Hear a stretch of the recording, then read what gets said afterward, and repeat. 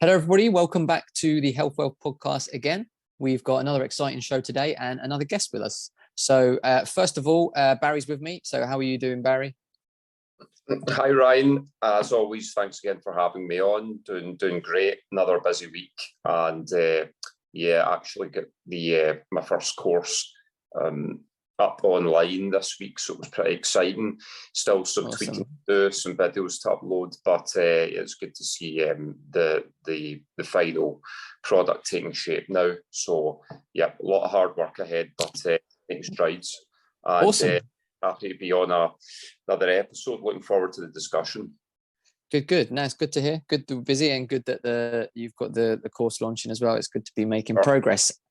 And our guest this week is Daniel Raz, who is a health and fitness coach. He's going to tell us more about himself. So, Daniel, how are you doing today? I'm doing fantastic. Thanks for having me. That's all right. It's a pleasure to have you on. So, first, tell us a bit about yourself. Let's tell us what you do today, and then we'll kind of rewind and look at your journey of how you got there. Sounds good. So my slogan, I guess, is I help busy men lose 30 pounds without going to the gym. So that's about 2 stones, because I know you use that in the UK. Yeah. 14 kgs without going to the gym. And the reason why I chose that is, firstly, I believe there's a big market of people that really want to lose weight but are most intimidated to go to the gym. So a lot of, I guess, untapped market. The people that often need the most help will be the last people to ever step in the gym. And secondly, I'm sure that you've heard in 2020 there was a lockdown thing going on, and I couldn't go to the gym, so I had to figure out how I can get fit. And I realized that if you know what you're doing, you can do quite a bit even without equipment. Absolutely. And you're completely right. As people's lives get busier and busier, there's less and less time, and having no time is a pretty regular excuse people use for not, getting in shape and putting the work in. So addressing that, I completely agree. That's a great idea and a great target market. So take us back then to where have you always been interested in health and fitness? Kind of where did it start for you? So I'm from Israel. When I was 6, I moved to China. This was 2004, and there wasn't any other McDonald's. There wasn't any other like Western food. And I was 6, super picky, hated Chinese food. So from 6 to 12, ate strictly McDonald's, nothing else. Right? The most unhealthy eater there was. Every time I went to a restaurant, chicken nuggets, because that's the only thing I would eat. At the age of 12, I started playing basketball, and my brother convinced me that if I wanted to improve, I should eat healthier, which for me was anything except what I was eating. So I slowly started eating healthier, getting more into nutrition, health, all that. And I improved, in basketball. Obviously, the healthy eating just helped, but it's not like what made it. But I still started to eat healthier. However, I was like in the best shape. I was still like skinny fat, but like I was in okay shape.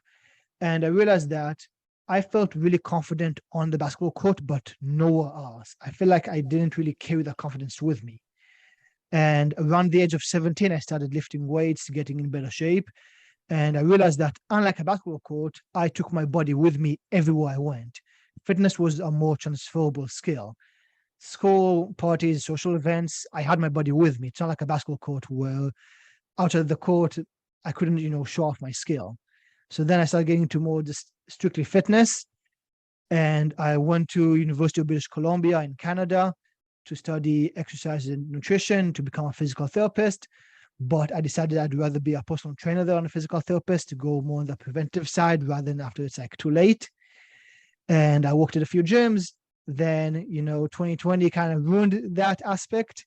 So I started doing this online thing, and now I do online full time. That's awesome. That is awesome. Great story that you've got there from there. And interesting about you talking about your time in China, that I think there's a lot of kids that probably the McDonald's diet is what they're on, even no matter where they live nowadays, which is sad. But great that you did turn it around. And obviously sport is always a good thing to help, as you had basketball as yours, which is great. And you're completely right about the confidence thing. That's, being in good physical shape makes you feel good, and it does give you that added confidence, I feel. So that's a great boost. I mean, obviously, Barry was he was a high level athlete, a gymnast. So obviously, Barry, you understand a lot about the fitness side of it and how it makes you feel. Yeah, for sure. Being training in for many years as a gymnast, being a high level gymnast, I can really see what Daniel's saying in terms of the confidence that transcends from being involved in sport at a high level, but also with the fact that a good strong physique, and naturally you're playing a lot of sport, or you're doing a lot of sport that naturally makes you lean anyway. So, and then you can build. In my sport, needed to be very strong, and a lot of muscle was built naturally because of the strength and conditioning that I had to do, and that transcended into my physical makeup and my my confidence levels, and the way I was able to as you say, take that everywhere I went. So I fully completely understand where you're coming from there. And I think that in terms of the diet stuff has obviously got to tie in with that, because otherwise, obviously you need your energy to train well, also to maintain that muscle. So yeah, I completely see your, not only the fact that you were confident on the basketball court, but that you wanted to add and improve yourself off that in terms of your physicality, and that brings confidence and well-being in any social situation. Certainly, when I've noticed, or when I've been asked to do a handstand as a party trick, it's something that I can always bring out and entertain people with. But I agree. It definitely ups your confidence level, and then you're able to insert and embody yourself better in social situations, and connect with people and network with people that way. Yeah, 100%. And the handstand is something you can pull off whenever you want. If you're the top 1% of piano players, but there wasn't a piano, it wouldn't really mean anything, right? Yeah. But you always have your hands. You always have a ground. You can always show it off. So I think it's a much better skill to have. It's more transferable in life. Yeah, I love the analogy you use, that you can take it everywhere with you. Your physique and your body, like if you're strong and you're fit, like you said, it goes everywhere with you. That's a great thing to think about, because I don't think people really think of it that way. I'm not sure I'd thought of it that way before. So I love that analogy. So take us back to, obviously there was the lockdowns in 2020. So I take it you were going gym and you were into your fitness then, but then you had to transfer it to not being at the gym and doing it at home. So how did you find that? Well, I was not prepared for it. I didn't have any equipment at home. It just like stay at home, like, okay. So I had to kind of figure it out.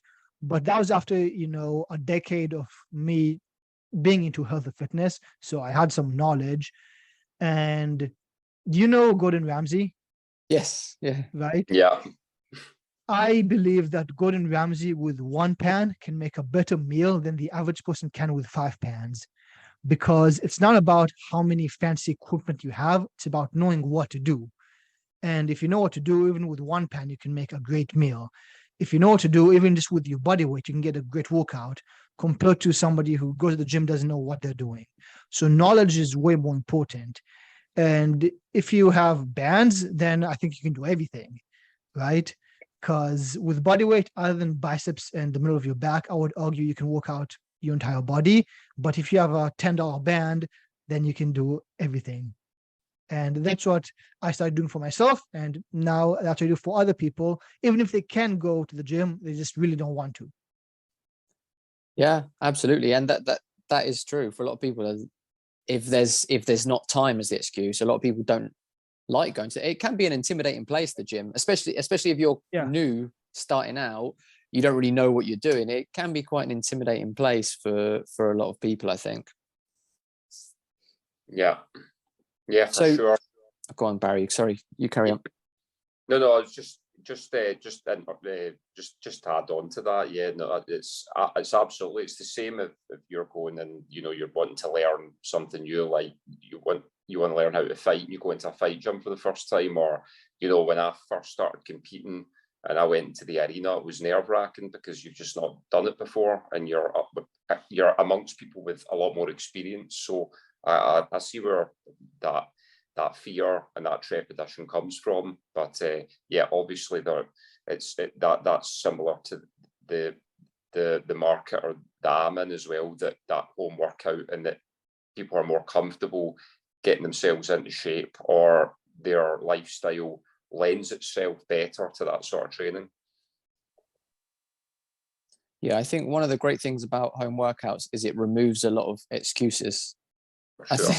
I think getting people to actually do it and to try and get in shape is just removing as many possible excuses or obstacles from their way. And a home workout means you don't have to worry about time. You don't have to worry about you can't get to the gym or it's traffic or whatever. Like, it's at home, and you do it, and it's so much easier. So Daniel, are all of your clients you work with, are they all home workouts that you do with people? Yeah, that's good. I as well, I do home workouts as well. Barry's doing a course on it, so probably a similar thing to you.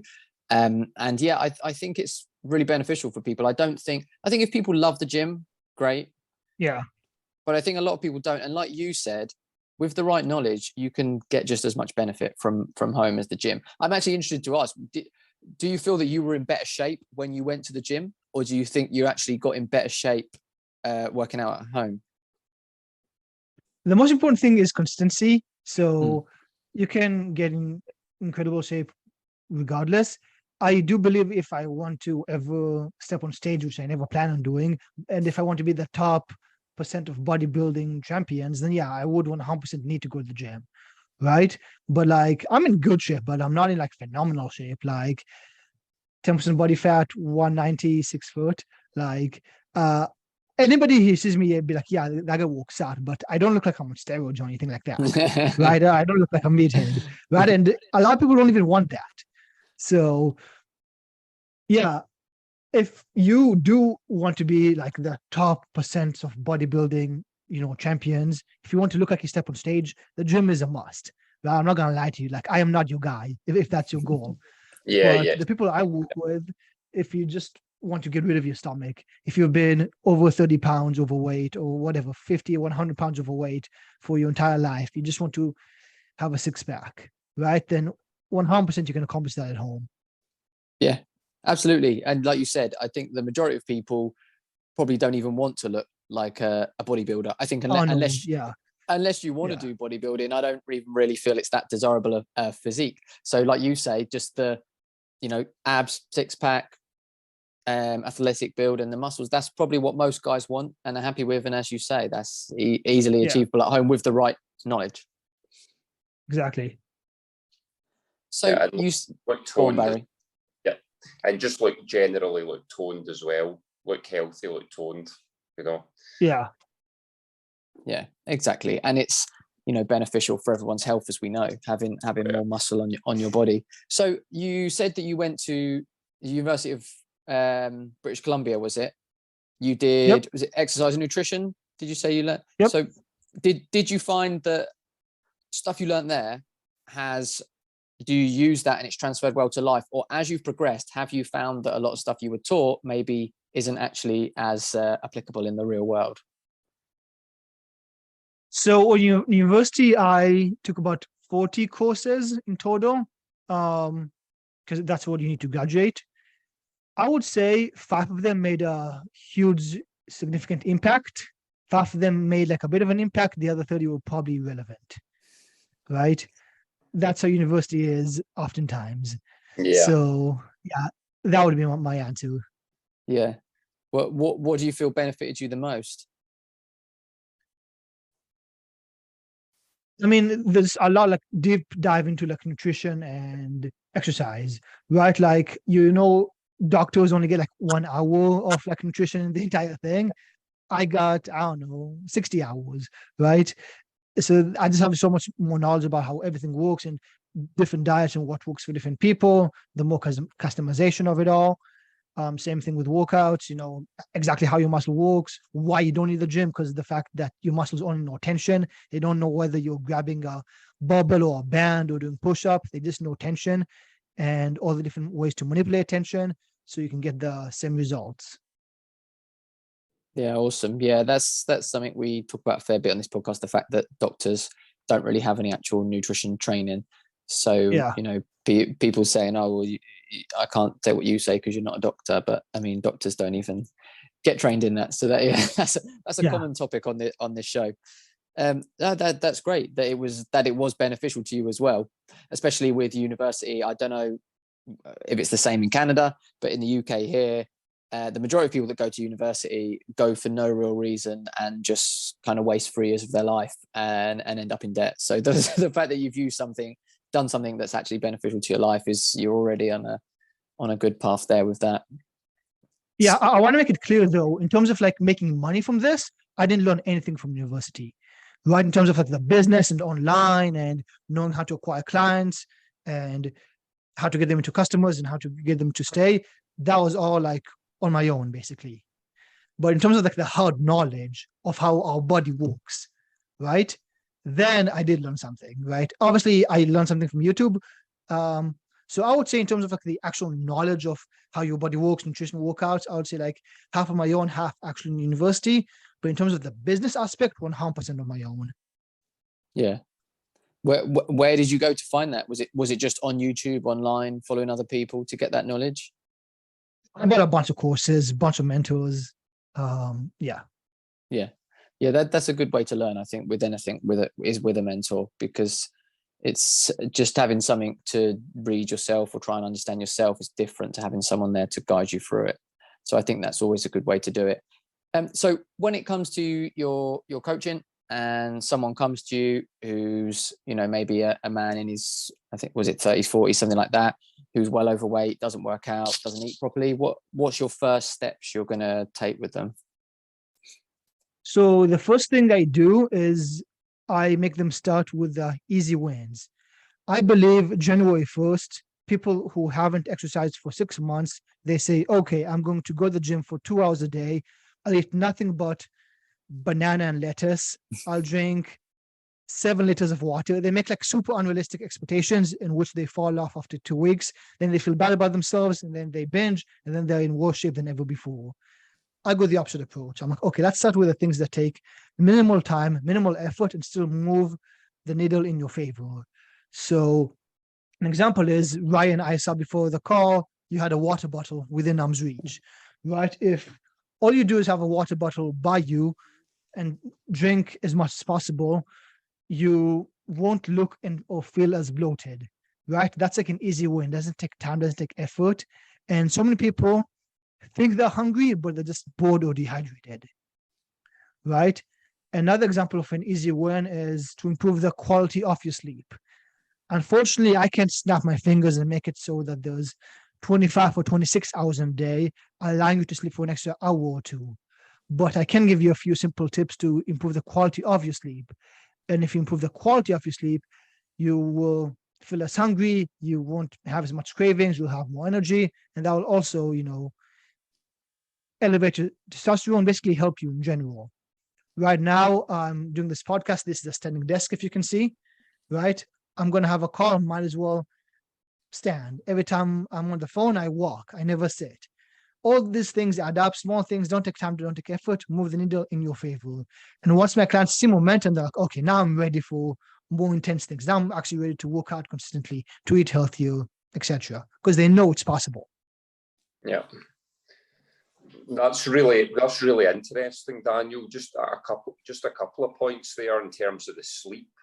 Do you have like a recommended time when, in order to get the best quality sleep, the best sleep possible, that you should stop eating? A time when you should stop eating before you go to sleep? Is there a time when you should take in your last calories during the day or during the night in order to guarantee a better quality of sleep? Definitely. So in terms of sleep, I say there's 3 broad categories that you should focus on to improve the quality of your sleep. There's probably like 15,000 different tips, but I believe most of them fall under these three. So the first one is dark as possible. So you can wear an eye mask, you can have blackout curtains, you can put a towel over any electronic lights, right? Yeah. Obviously, cover all your lights, make it as dark as possible.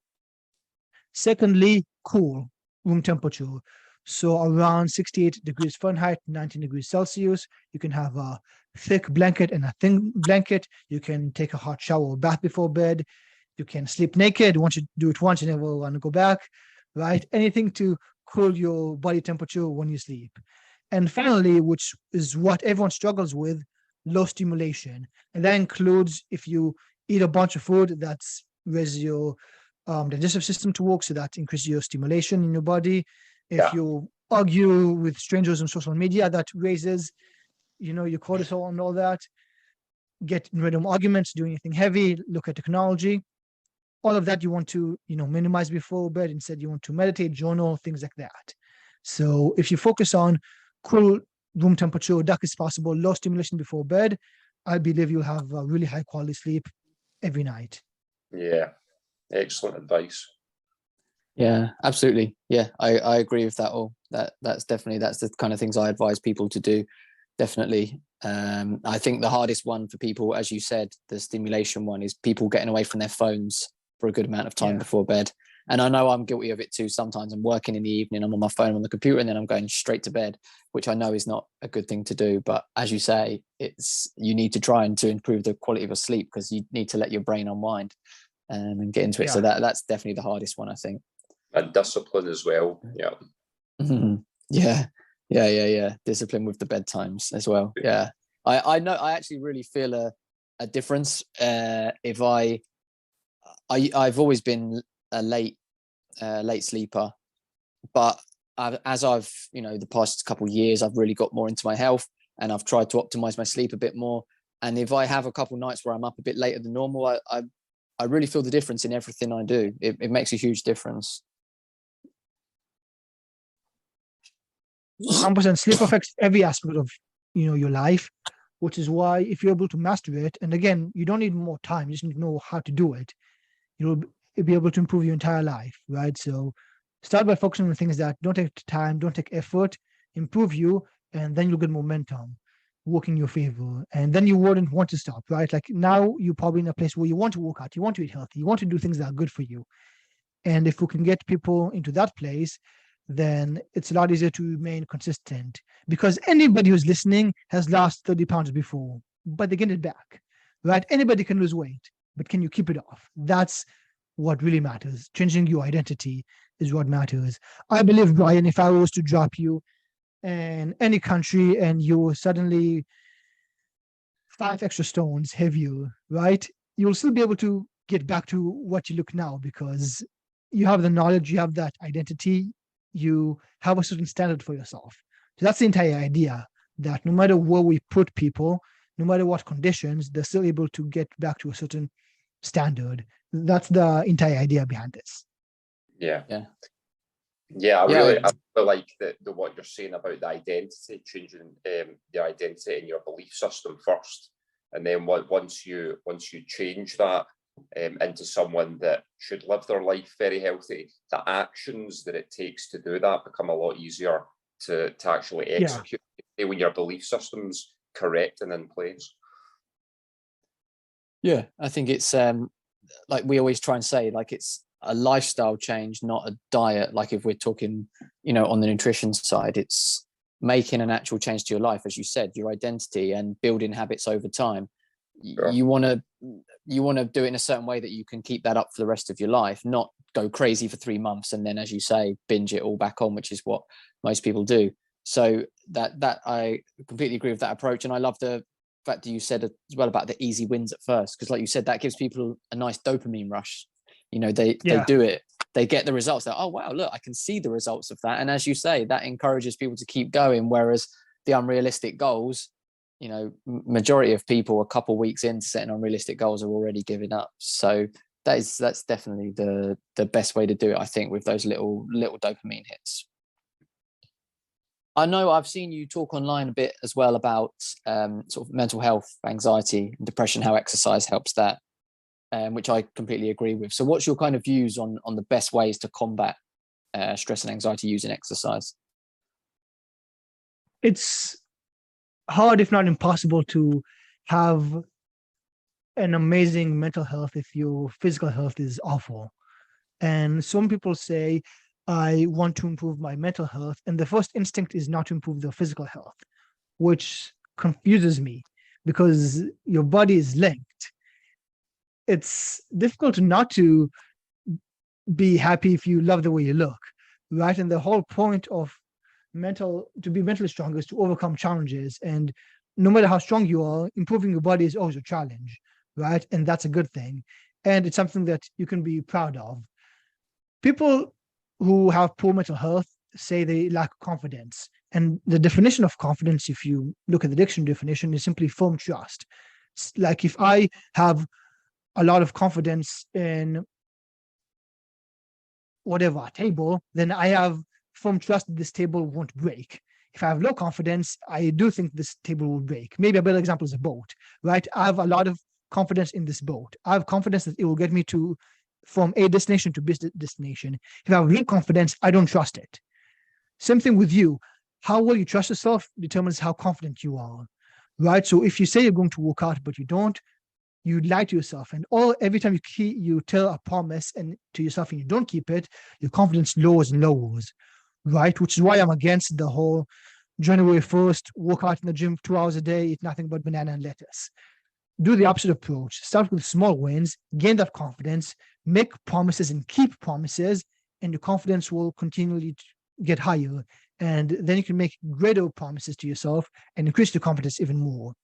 So the best way to trust yourself is to do what you said you're going to do, right? And to get in better shape, you have to make mini promises to yourself on a consistent basis, and you have to keep them. That's why I believe that's the best way to improve confidence, to have better mental health, to live a better life in general.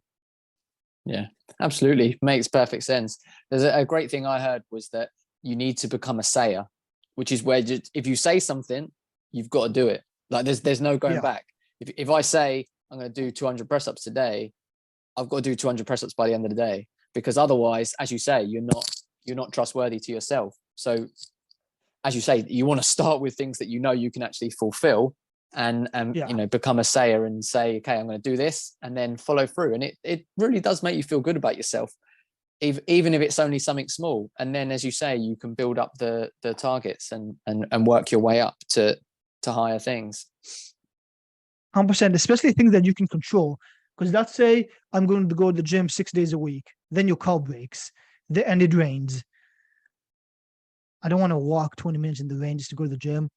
I'm just going to skip today, right? But if like your goal is I'm going to work out 20 minutes every day, I mean, yeah, I can always do press-ups at home. Doesn't matter what, right? So if you make promises that you know you can keep and you actually do it, then you become unstoppable, because if you can do that, what else can you do? Exactly. It's like a positive feedback loop, isn't it? It keeps going around. Okay, set a target, achieve it, set a target, achieve it. And as you say, you feel better and better. And as you feel better about yourself, and also as you become physically better, there's more and more that you can do. It just keeps going in a positive cycle. Yeah, accountability. 100%. Yeah, no, it was just echoing those thoughts there and those sentiments, that it's very much about accountability and keeping yourself accountable, and your word is your bond. You've said it now, so you have to do it. And even something that I've found that's really simple but very effective is like a daily to-do list. There's 5 things you need to do. Be realistic about them. Have them there written down, and have them all in what's the most actionable first. And one of them is 20 minutes of exercise. And then you see that green tick go on, and you do. It does feel better. I was doing that today as I was ticking things off, and it generates momentum. But you need that accountability to stick with it to get results. Sure. Yeah, definitely. I think accountability is a big thing. I was actually speaking the other day. I think I posted a video about it, just talking about the fact that so many people today they don't take responsibility or accountability, and they're too lazy to even do anything. you just give them one easy thing. I think the example I was talking about was people just want a pill or a supplement. As soon as you mention diet and lifestyle, they're gone. They're not interested. So I imagine that when someone comes to you, Daniel, for coaching, they're probably at a point where they are ready to work and to put it in. But do you ever get people where they're just not, I don't know, motivated, or they're just, they just keep giving up, and how do you deal with that? 100%. It actually annoys me when personal trainers say, I am a really good personal trainer, but I can't get my clients to stay consistent. That's the job, right? If they could stay consistent on working out and, eating healthy by themselves, they wouldn't need you, right? So the fact that they're not motivated is the job. So obviously, yes, that happens all the time, right? It's about finding different ways to tackle that and make sure they are consistent. And as I said, the best way is to actually get them to do small things and things they enjoy. So in regards to diet, for example, I never give them a strict meal plan saying you have to eat this, you can't eat that. One of the first exercises that I do with them is I say, write everything you enjoy eating. And people who are at home right now listening, maybe you're driving, you don't want to pull over and write down, you can just think about everything that you enjoy eating. Don't filter if it's expensive, unhealthy, convenient. Just think about or write down everything. Now underline or think about what's also healthy. And now you have a list in your mind that's healthy and tasty. If you make that 80% of your quote unquote meal plan, then you'll be ahead of most people, right? So just focus on things that are healthy and tasty. Now, ideally, you have an expert who can differentiate what's actually healthy and what's not, because obviously there's a lot of misconceptions. But for the most part, people do have a general idea of what's healthy and what's not. I always say, think about how you feel 20 minutes after you eat it. Usually with unhealthy food, you feel sluggish and tired, and healthy food, you feel energized and ready to go, right? And you feel more light. So once you have a list either written down or in your head of foods that are healthy or tasty, make that 80% of your diet. Then I say 10% eat whatever you want, right? It's only 10%, not going to make a difference. And then the other 10% is eat healthy food that may be not so tasty. And when I say not so tasty, I don't mean disgusting, not things that you hate, just things that you don't love. So for me, as an example, not too long ago, I didn't love the taste of onions. I didn't hate them, but I didn't love it. If an onion was in a sandwich or in a salad or with a steak or chicken, I wouldn't remove it, but I would never ask for it, right? But I recognized onions are healthy, so I slowly started eating onions every time I had a sandwich or salad or soup or chicken or meal. And now the more onions that I ate, I actually love the taste of onions. So it moved from healthy, not so tasty, to healthy and tasty. And if you continually try new foods, because I believe your diet should be about expanding, not diminishing, then you'll find more healthy foods that you enjoy. Another thing I do and I tell my clients to do is once a month, go to the grocery store and try a new fish or a new vegetable. And you might be surprised how many healthy foods there are that are tasty that you don't know are tasty because you've never tried it. So the entire idea of diet is to expand, not diminish. The first time I tried Brussels sprouts, I really enjoyed it. I didn't even know it, right? If I never tried it before. Now, obviously, I took some L's as well. There's so many foods I tried, never again. Like, I hate the taste of kombucha, right? Like, I know it's healthy. I would never be able to consume it. If somebody put a gun to my head, be like, Daniel, you have to finish this bottle of kombucha, or I'm pulling that trigger, I'll say, don't waste your time, just pull it, right? I just hate it. I hate the taste. So that's what I'm talking about. But I bet there are a lot of food that's healthy and not so tasty that can eventually become tasty. Or healthy, just you don't feel some type of way, but if you keep eating it, eventually you'll put more foods in the categories of healthy and tasty. And if you have tons of foods that are healthy and tasty, you can go anywhere and still eat healthy. And that's the entire point. Yeah, I agree. When it comes to nutrition, it's about something that you can stick to yourself. So if you're trying to force someone to eat a load of stuff they don't like and remove everything they do like, then they're not going to stick to it, are they? And I was talking to someone recently actually about framing the whole thing as add more healthy food, like saying try to eat more of this instead of saying don't eat this, don't eat this, don't eat this. Yeah. Just eat this. like do it from a positive mindset. So you're saying, okay, we're adding this. Don't worry about the stuff you're not eating, and rather than being like, don't eat that, don't eat that, don't eat that, only eat this, and then they end up miserable. Yeah, I definitely agree with that. If, as an example, Ryan, I tell you, you can't press this button, don't press this button, whatever you do, make sure you do not push this button. What are you going to do? Yeah, I'm going to press that button. Right? So I believe it's foolish to tell people you can't eat donuts, you can't drink alcohol. That'll cause them to binge. Instead, for myself, I say I don't eat donuts, I don't drink alcohol. Right? And even if I do, it doesn't change my identity. It's not a big deal. Right? So I believe nothing is off limits because that will only lead people to binge. So yeah, the 10%, you can consume whatever you'd like. And as long as you don't go overboard, nothing is ever off limits, right? Never tell yourself you can't, because that will only cause you to binge. Just say I don't, or just eat or consume less of it. Yeah. I like you say, majority of the time I will eat completely clean, and the way I eat, that's just my lifestyle. But sometimes I'll still have treats. Like I'll allow myself on special occasion stuff, I have a treat and I don't feel guilty at all about it. I have it. And I carry on eating. I think that's important. It's worse when people they do it, they think it's a terrible mistake. Yeah, and then they beat themselves up for it. And then they think, well, I've had that, I might as well binge for a week now. And they end up much worse off. So I think allowing yourself treats, and like you said, having it in your mind that you're allowed to do that, but the majority of the time you're going to eat well, and then you can have the odd treat here and there. I think that's a much better way to do it. And to not look at fitness and healthy eating as an all or nothing approach. It's not, did I eat healthy or did I eat unhealthy? It's how healthy did I eat?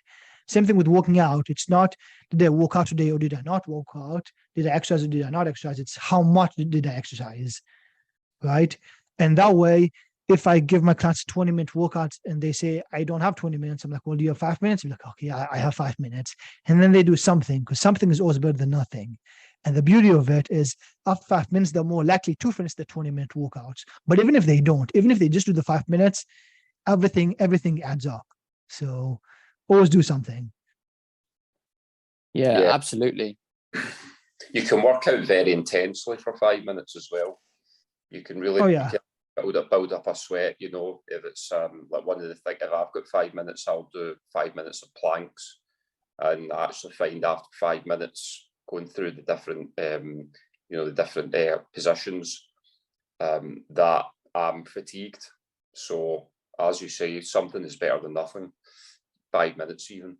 And it sort of brings me back to another point that you made before about you mentioned that you're doing the podcast standing, so that you're standing up and you're not kind of slouched down, you're mobile, you're always sort of ready to go.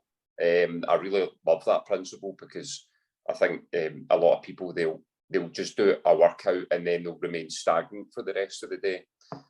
Whereas, I encourage habits to break up that stagnation by doing, 10 or 20 press ups every couple of hours, or just in between your work. If you're sitting down doing work, after an hour, get down and do 10 press ups, just get the blood moving again.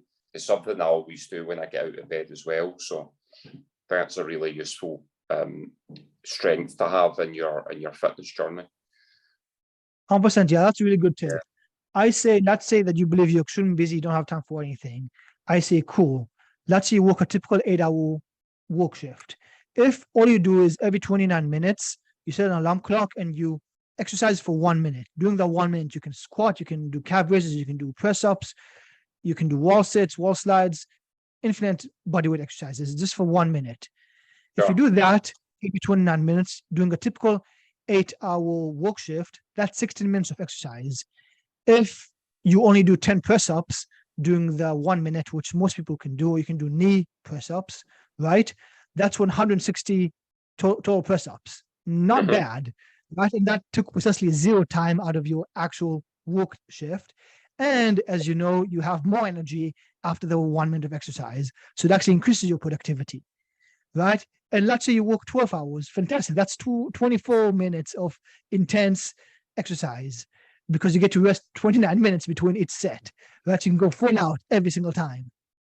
So yeah, if you're creative, Doesn't matter what job you have, doesn't matter how much time you have, doesn't matter how many kids you have, you can always get it done. I worked with people that are, 100 pounds, hate exercising, have 7 kids, have no time, work 2 full-time jobs.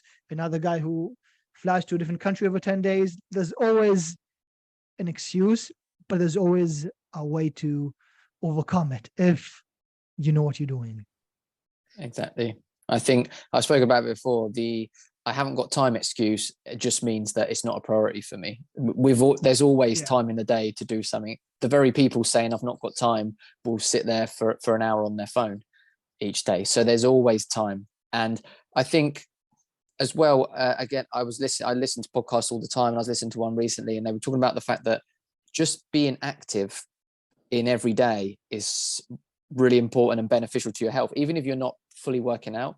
If you're walking around, if you're not sat for 3 hours solid, if you're walking, and just being active up and down, and as you say, standing at the desk makes a big difference. So do you try and build people's habits with that as well, to not be sat around doing, like, don't do 20 minutes exercise and then sit around for 3 hours? Do you try and encourage them to be active throughout the day?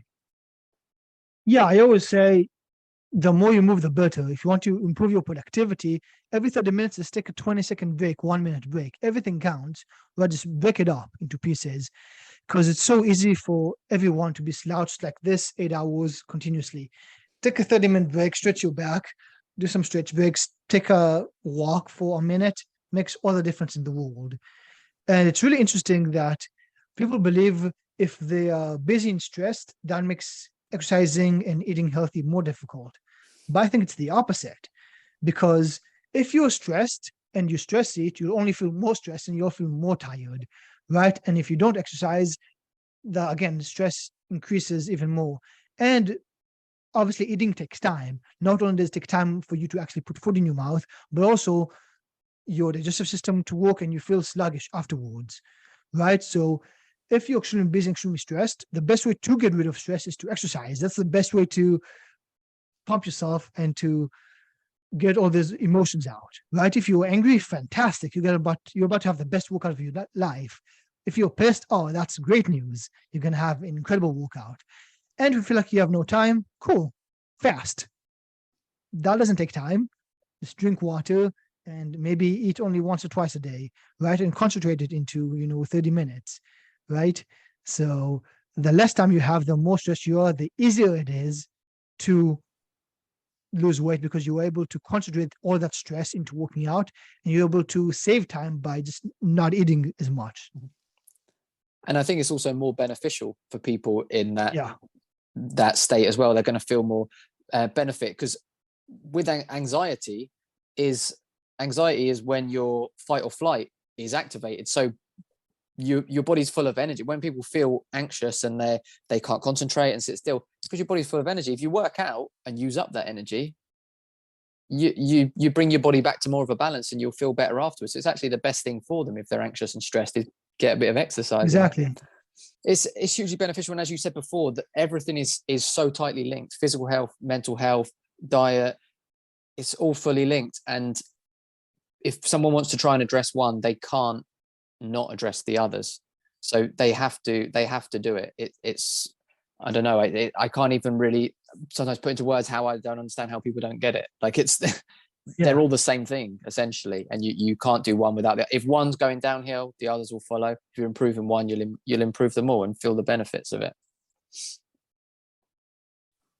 100%. It's interesting that so many people say, I need to take care of my mental health, and they think that means being lazy. They think that means, okay, I'm going to take a step back, I'm going to relax, I'm going to make sure I have less stress in my life.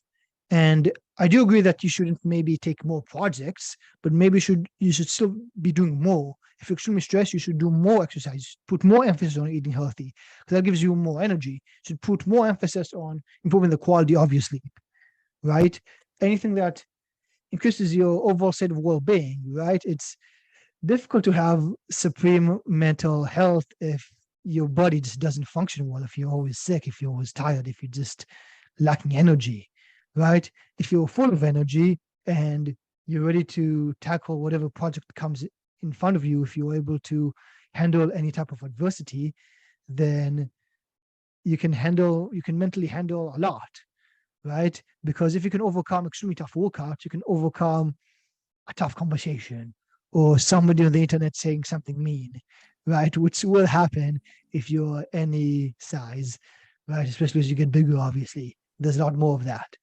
So yeah, it's 100% linked, and there's no better way to improve your mental health than to improve your physical health.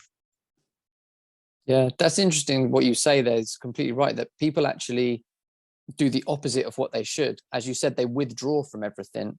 Say, oh yeah, I need to take a break from mental health. They withdraw, they stop speaking to people, they stop going out, they stop exercise, and they just withdraw. And that's a one-way road to feeling worse. That is. And it's not good. So have you had any, I imagine you have, but have you had any that stand out and like really good success stories from people you've worked with, and like the difference has been just, astronomical? Oh, 100%. Ironically, the people who are always the most skeptical to join always end up being the best testimonials. So when I get in calls with people that are really nervous, I've never done this online thing, I'm like, oh, fantastic. You're about to be my next best testimonial. I have no doubt about that.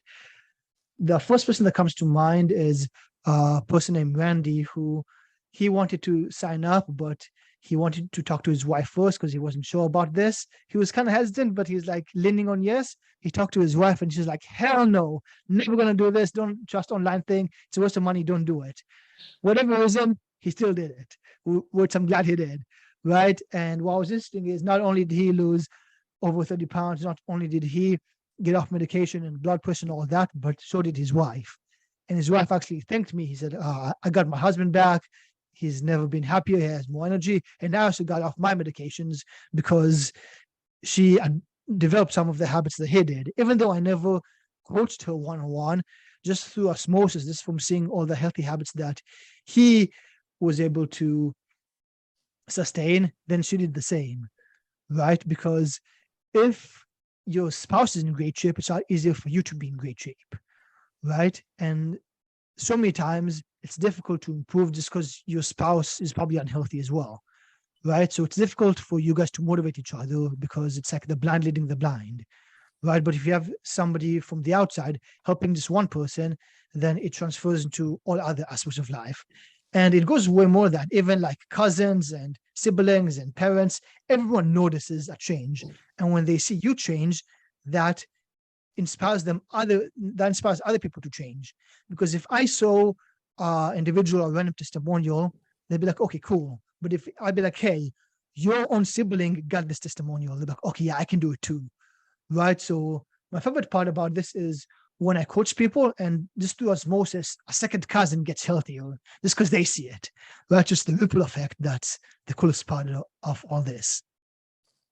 Yeah, that is awesome. It is great to see, and great that it has that effect, and especially with, if it's men in their 30s, 40s, they're probably dads, a lot of them, and they've got kids. And, if their changes can benefit their kids' health, then that's awesome, because kids' health is something that I'm very concerned about how it's going in the world with the diet and everything, the way the world's going.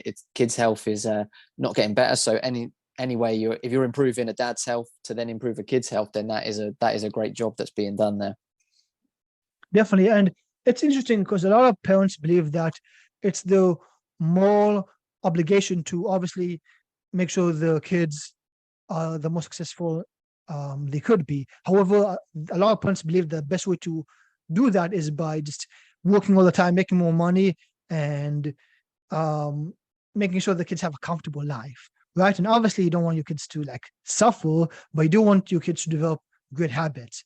And whether you realize it or not, your kids don't listen to you, they listen to your actions, right? They watch your actions. So it doesn't matter if you tell them not to smoke. If you're a smoker, they'll probably be a smoker as well, right? So it doesn't matter if you tell them to exercise. If you're overweight, they would never take your advice seriously. So the best way to be the best parent possible is to be a role model, not by lecturing your kids, but by being the fit person that you could be or should be.